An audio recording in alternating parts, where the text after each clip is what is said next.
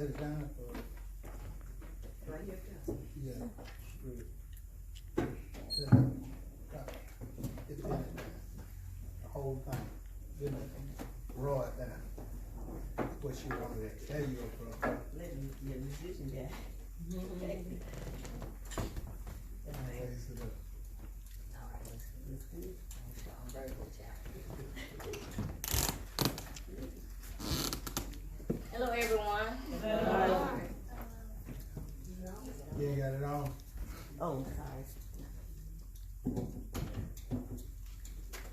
Hello, everyone. Hello. How's everyone today? Doing good. Okay, that's wonderful. Okay.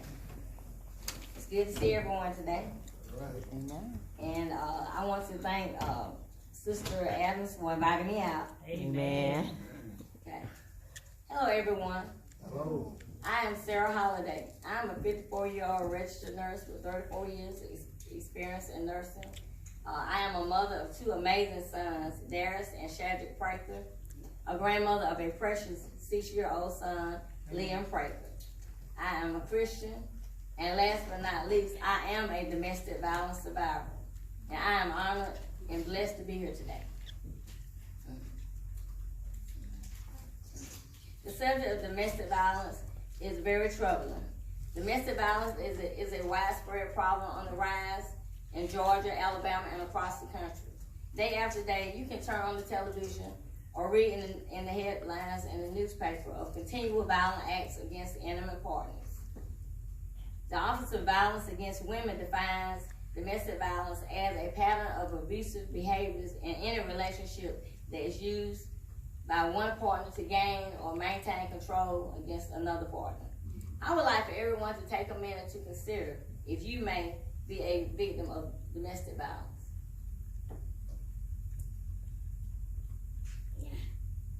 Maybe you are not a victim, but you have a family member, friend, or associate who is a victim. Domestic violence can happen to anyone. No one is exempt, regardless of your age, race, your sexual orientation, culture, your religion, income level, disability, or immigration status. According to the National Coalition Against Domestic Violence, did you know that 1 in 3 women and 1 in 4 men in the United States have experienced some form of physical violence by an intimate partner? Also, Georgia's statistics show that 35.1% of Georgia women and 39.9% of Georgia men experience domestic violence. In Alabama, statistics are decreased slightly. 31% of Alabama women and 26.9% of Alabama men have shown to be victims of violence. On a typical day, domestic violence hotlines receive approximately 21,000 calls. That equates to 15 calls per minute. That's quite alarming. In addition, intimate partner violence accounts for 15% of all violent crimes.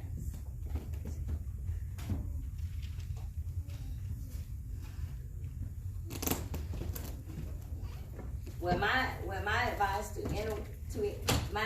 to someone who may be a victim of domestic violence is to report domestic violence to your local law enforcement and seek assistance from a domestic violence center.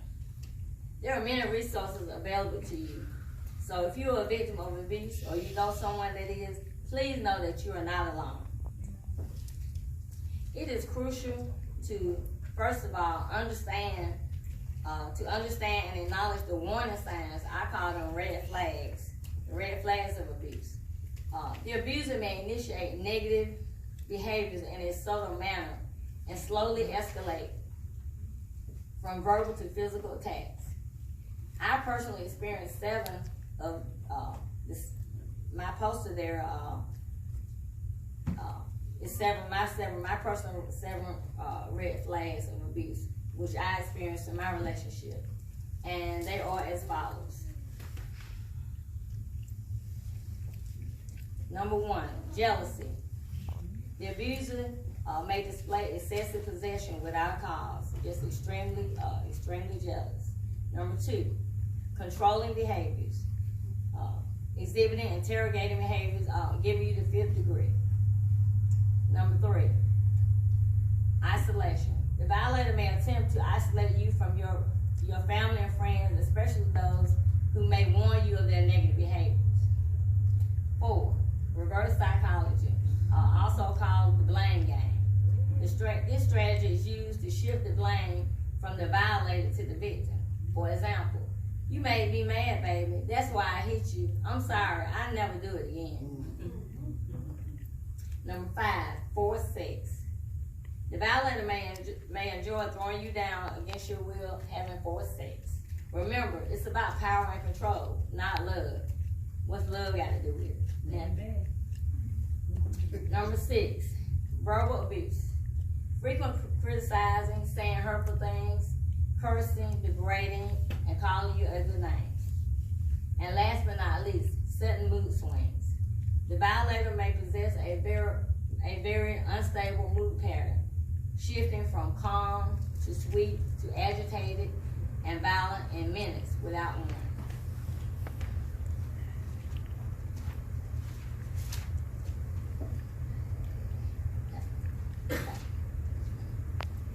My upbringing was typical of a country girl. I was born and raised in the small town of Warm Springs, Georgia, approximately 45 miles from Columbus. This little country town has a population of 403.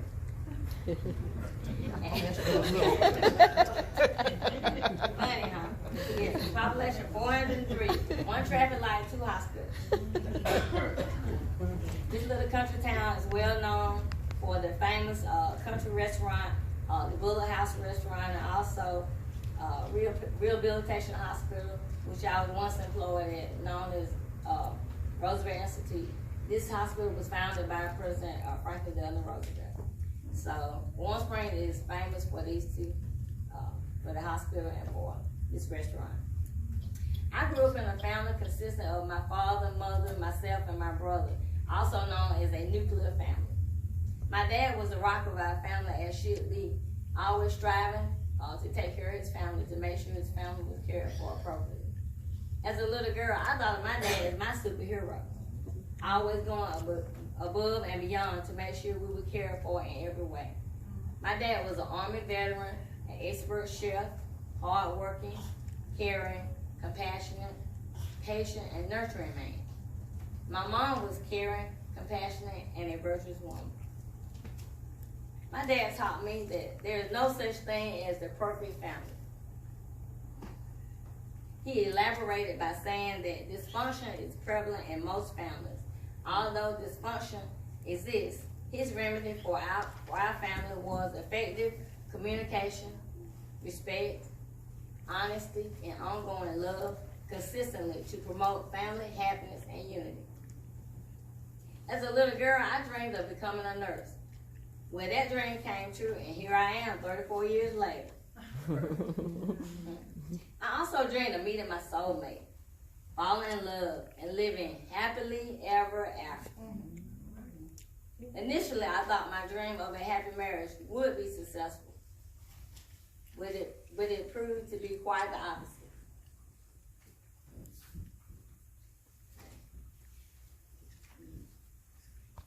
Daryl and I met in the summer of 1982. He was handsome, funny, persistent, and a smooth talker. Our courtship began with daily phone conversations, progressing to three to four times a week dates. As time passed, it seemed that we were almost inseparable. We partied on weekends, attended the prom, typical dating events. We dated approximately 2 to 3 years, then we talked about getting married. I was attending nursing school, and Daryl worked local factory job. My dad was not happy at the thoughts of our marriage, of us becoming married. And he did address this issue to me. Daryl had exhibited irresponsible behavior that my dad was concerned about. I listened to my dad's concerns, but as many teenagers or young adults do.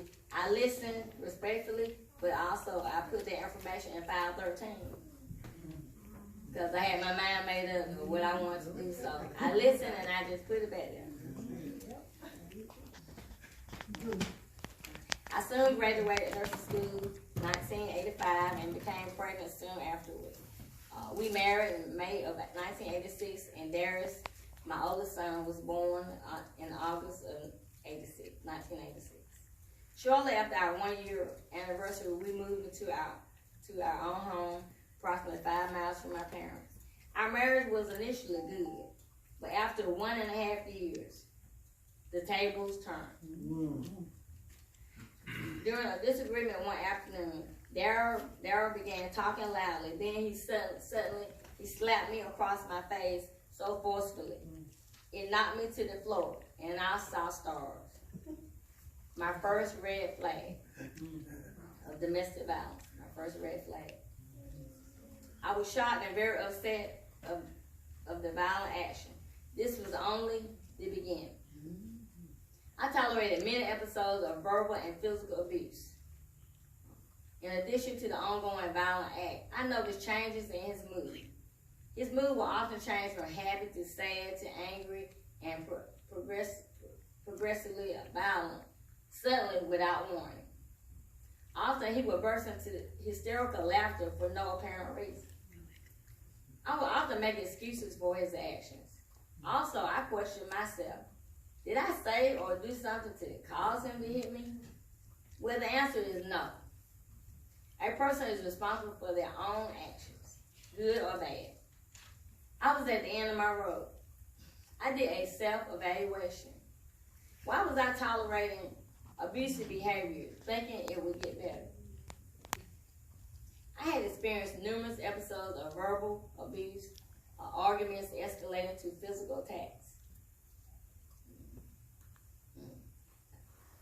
I thought back on all of the instances. As I did this self-evaluation, I thought back on all the instances of abuse, verbal, leading to physical attacks that had occurred within our marriage.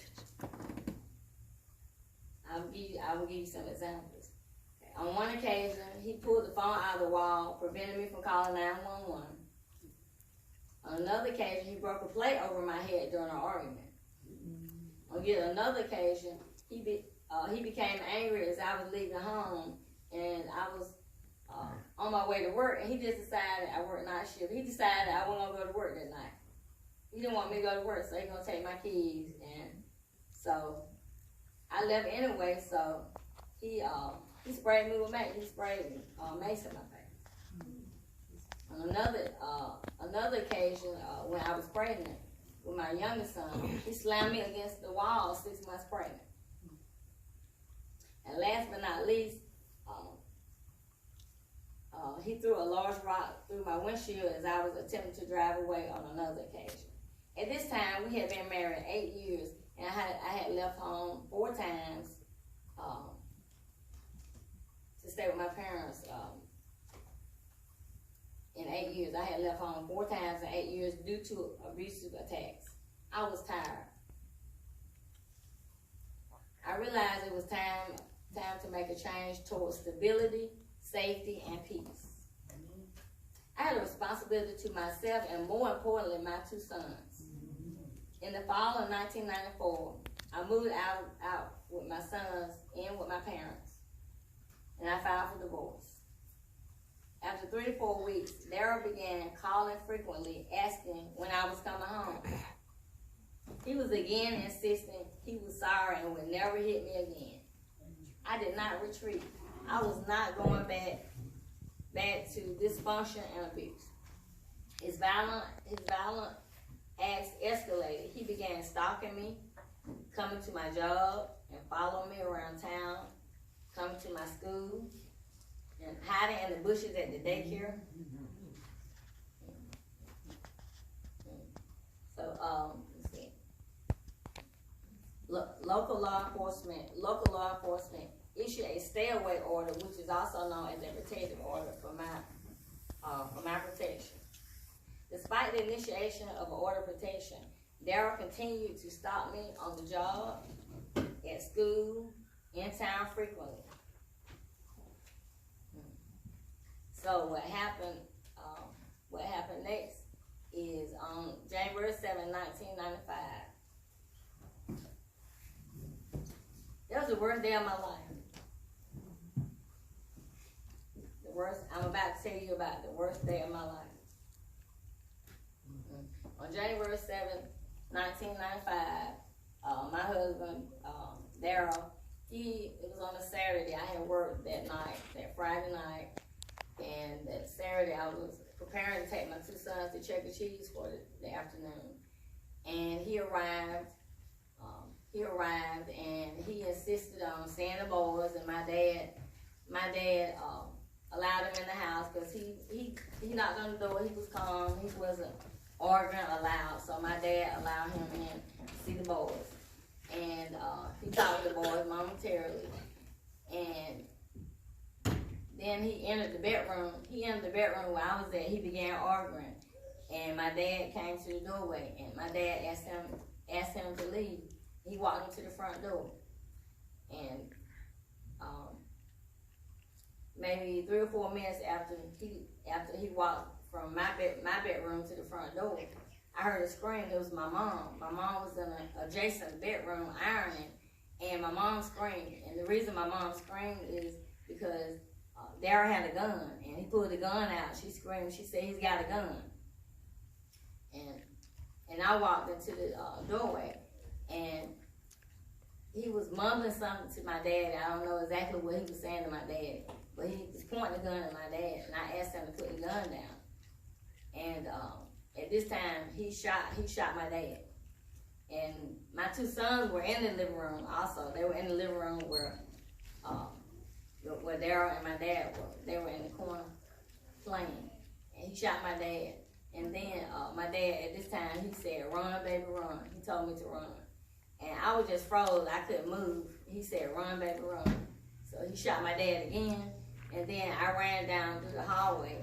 But after he shot my dad the second time, then he shot at our two sons who were in the corner. He shot at them like 2 or 3 times. He ran me out of the house, down the hallway, outside. And he shot me the first time in the lower back. And I continued to run. And the second time, he shot me in the left, my left shoulder. And I continued running. And the third time he shot, that shot injured my left hand. And I ran to the edge of the road, and I fell. All I knew is that I was being shot, but I was gonna run. I wasn't gonna just stand there. So I fell, and then he grabbed the back of my shirt, and he drug me back to the car. He put me in the car. He let the seat back, and he took off driving. And I didn't know where we were going. And all I could think of is that, this is, I'm about to die. I'm thinking this is my last day here. Like, I don't want to die.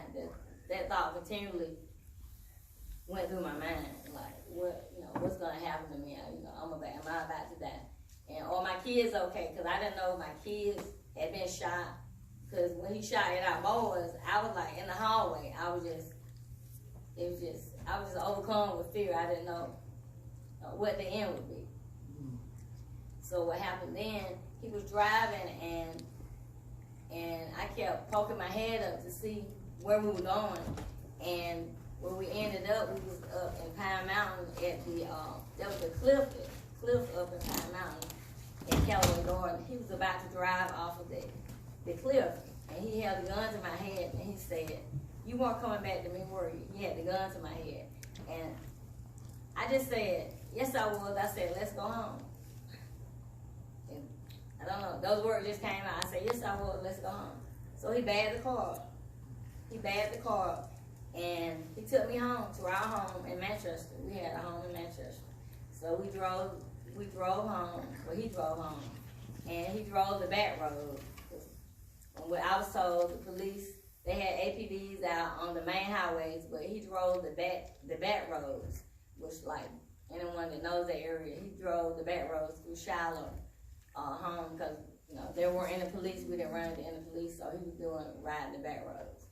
And we arrived home. He parked the car behind the house and took me inside, and he said that we're going to be together one more time. So meaning we're gonna be together physically one more time. And I didn't know what to think.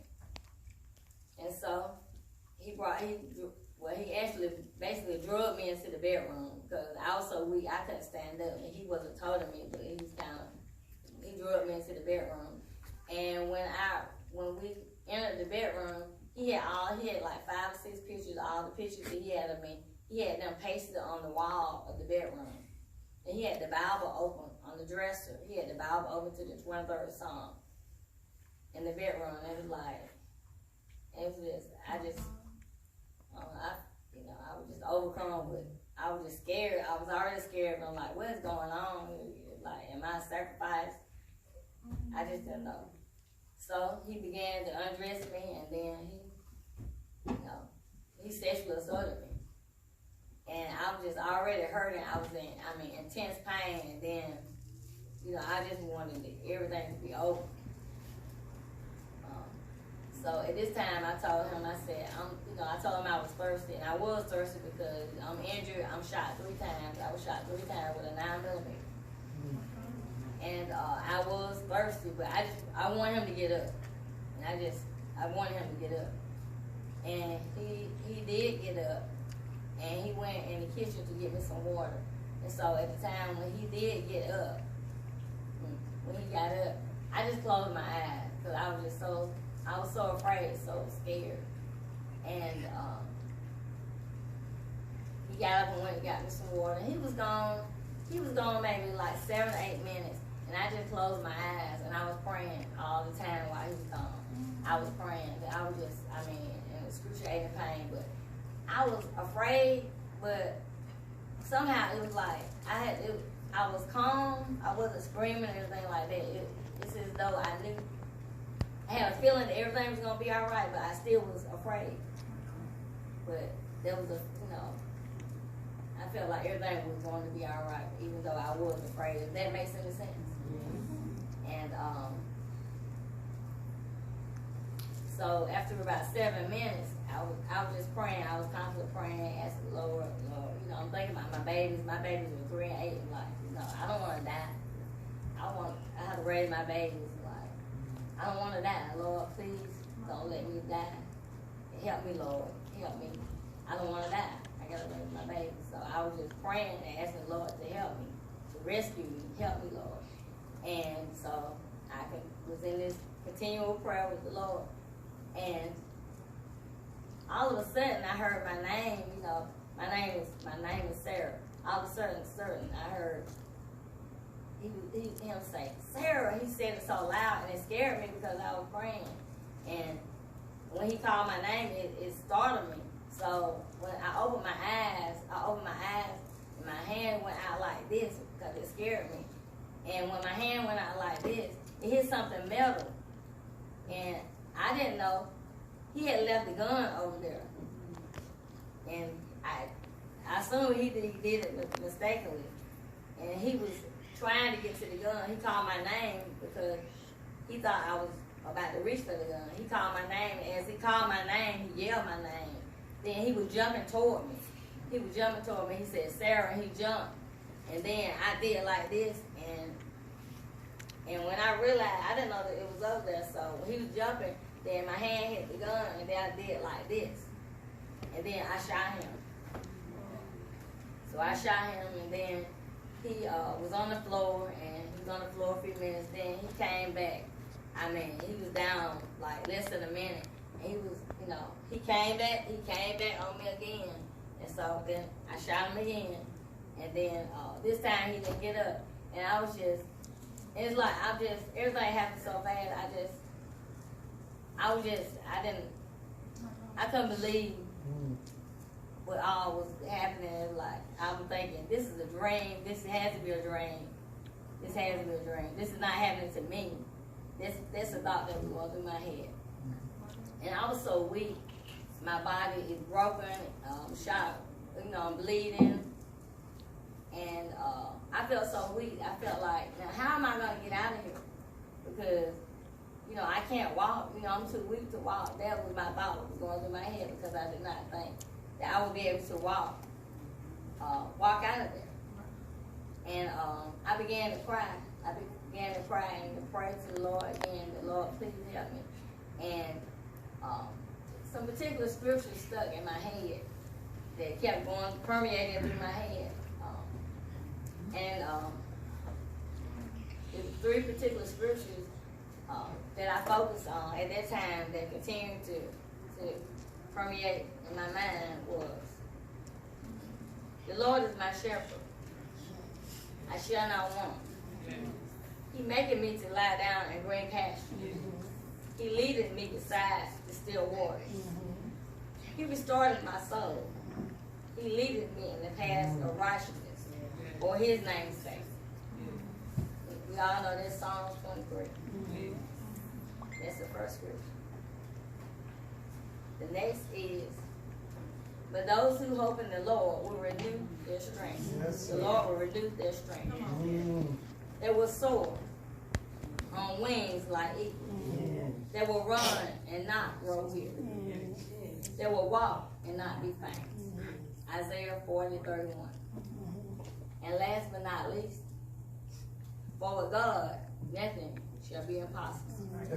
Luke 1:37. So I focus on these 3 scriptures. These 3 scriptures permeated in my mind. And I suddenly felt overcome with a burst of strength.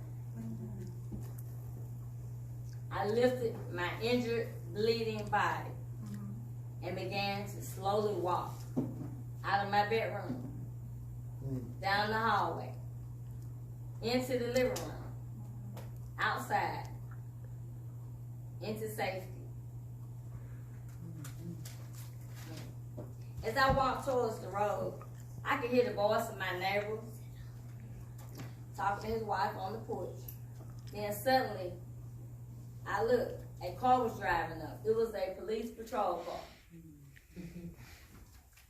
that drove up. At this time, my wounded, broken body then slowly began to slump, overcome with weakness from trauma and blood loss. Suddenly, I was rescued.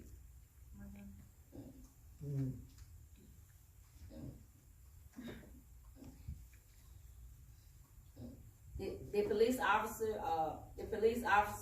exited the vehicle and assisted me into the patrol car and drove me to the police station where the ambulance did arrive, and they transported me by ambulance to the nearest trauma hospital, which is in Columbus at the medical center, some 40 miles away. So I can remember that ride. I can remember the ride to the hospital. I can remember the EMS guy, and I was so tired. I was sleepy. I can remember being sleepy, and I just wanted to go to sleep. But you know, I'm a nurse, and Miss Adams and Miss Vaughn know, we know the dynamics of what was going on. I was going into hypothalamic shock, and from blood loss and trauma, and I wanted to go to sleep, and I knew that I couldn't go to sleep, and the EMS guy, he talked to me all the way to the hospital, and I was like, I'm sleepy, just let me go to sleep, and he was like, you can't go to sleep. So we kind of had a little argument on the way there, like you can't go to sleep, and I'm so thankful for him. I'm thankful to the Lord for grace and mercy, first of all, but for blessing, EMS, all the medical staff, and performing their job in excellence and helping me. And I did arrive at the hospital, and from what I was told, I was in surgery approximately 5 hours.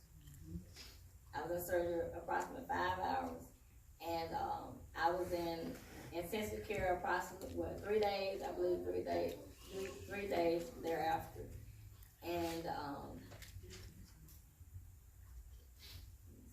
I was hospitalized for approximately a week and a half. And when I was discharged from the hospital, I had to go through physical therapy about 5 months. I went through physical therapy about 5 months, and I never would. If anyone had ever told me that, I would be a victim of domestic violence, I would never have thought that I would be a victim. But who thinks they're gonna be a victim? No one is exempt. And but I'm glad that Ms. Adams invited me here today to share my experience. And it's like I don't want anyone to have to go through what I went through, because I didn't think I was gonna have to go through what I went through. So I just want to reach out to anyone. If you're, please speak up. If you're a victim, if you may not have a sign, one of the signs that I had, but you're having a sign, and don't be in denial. You need to speak up and report it. Stand up, speak up, and do not allow yourself to be a victim of violence. And I have a definition of what is a healthy relationship, because that's definitely not a healthy relationship. My definition of a healthy relationship is a healthy relationship is not perfect.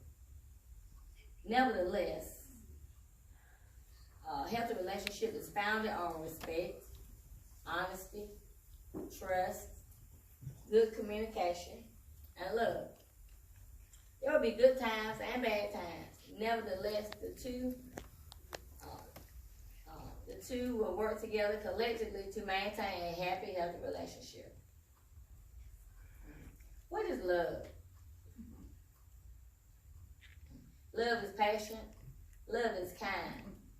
It does not envy. It does not boast. It is not proud. It does not dishonor others. It is not self-seeking. It is not easily angered. It keeps no records of wrong. Love does not delight in evil, but rejoices with the truth. It also protects, also trusts, also always hopes, always perseveres. Love never fails. 1 Corinthians 13:4-8. And in closing, as I would like to reiterate, if anyone is experiencing any of the warning signs, also known as red flags of domestic violence, I encourage you, I plead with you, please stand up, speak out, be a victim. Don't be a victim of violence. Thank you. Amen.